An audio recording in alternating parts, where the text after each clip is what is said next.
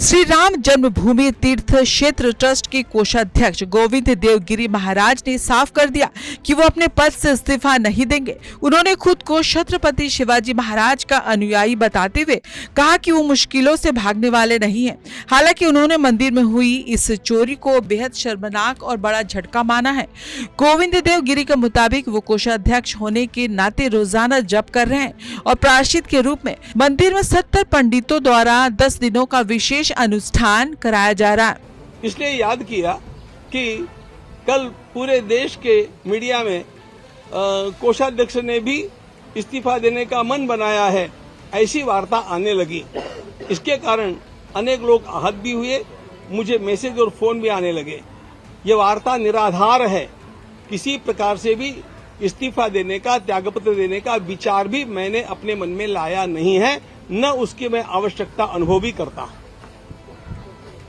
क्या कारण रहे इस तरह की जो भूल? गोविंद देवगिरी ने सीधी तौर पर चंपत राय की लापरवाही को इस पूरे विवाद की वजह बताया। उन्होंने स्पष्ट किया कि चढ़ावा संग्रहण का सीधा काम स्थानीय ट्रस्ट और देश की प्रतिष्ठित स्टेट बैंक ऑफ इंडिया के कर्मचारी देख रहे थे, जिन पर ट्रस्ट ने भरोसा किया था। गिरी ने माना कि ऑडिट और आय व्यय की जिम्मेदारी उनकी जरूर है, लेकिन दान पेटी से सीधे तौर पर धन जुटाने में उनका कोई सीधा हस्तक्षेप नहीं था। उनके अनुसार ये घटना पूरी तरह से एक प्रशासनिक चूक है। कैमरों की आड़ लेकर ही इस वारदात को अंजाम दिया है। उन्होंने मीडिया में चल रही बड़ी रकम की खबरों को भी खारिज किया और कहा कि उनके अनुमान के मुताबिक ये चोरी लगभग 3 करोड़ रुपए के आसपास की हो सकती है। का अपहार वहां पर नहीं होगा, इसके लिए कड़ी व्यवस्था करना यह हमारा सबसे पहला आवश्यक कदम है और हमने उसको उठाना आरंभ भी किया है। क्या क्या किया है मैंने आपको बतलाया। दूसरी बात, व्यक्तिगत रूप से मुझे कुछ प्रायश्चित करना चाहिए, वो मैं रोज अपनी पूजा में कर रहा हूँ। रोज उसके लिए विशिष्ट जप और स्तोत्र पाठ आदि मैं कर रहा हूँ। तीसरी बात, जिस स्थान में ये कुछ हुआ वहां आपके भगवान का यह अपराध है और इसलिए वहां के पापक क्षालन के लिए और हमारे इस दोष के पाप के परिमार्जन के लिए हम लोगों ने वहां पर अनुष्ठान आरंभ किए हैं, जिसके लिए लगभग आप समझेंगे 70 पंडितों की व्यवस्था की है। ये वहां पर बैठ करके और कुछ मंदिर परिसर में और कुछ बाहर ऐसे बैठ करके उसका अनुष्ठान अब 10 दिनों तक चालू रखेंगे।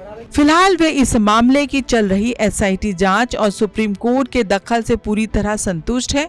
चंपत राय के साथ हुई मुलाकात के बारे में गोविंद देवगिरी ने बताया कि चंपत राय एक अनुभवी व्यक्ति है, जिन्होंने अपना जीवन देश को समर्पित कर दिया है। वो मंदिर प्रबंधन की नई व्यवस्था का पूरा समर्थन करते हैं और वो नाराज या गुस्से में नहीं है। मंदिर चढ़ावा चोरी मामले में जहां करोड़ों भक्तों की आस्था को ठेस पहुंची है, वहीं गोविंद देवगिरी के बयानों ने ट्रस्ट के भीतर चल रही खींचतान को भी उजागर कर दिया है।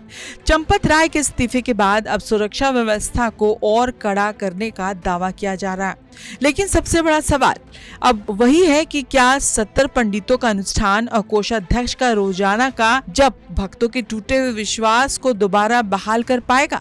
देखना होगा कि एसआईटी की जांच में इस चोरी के पीछे के असली चेहरों का कब पर्दाफाश होगा।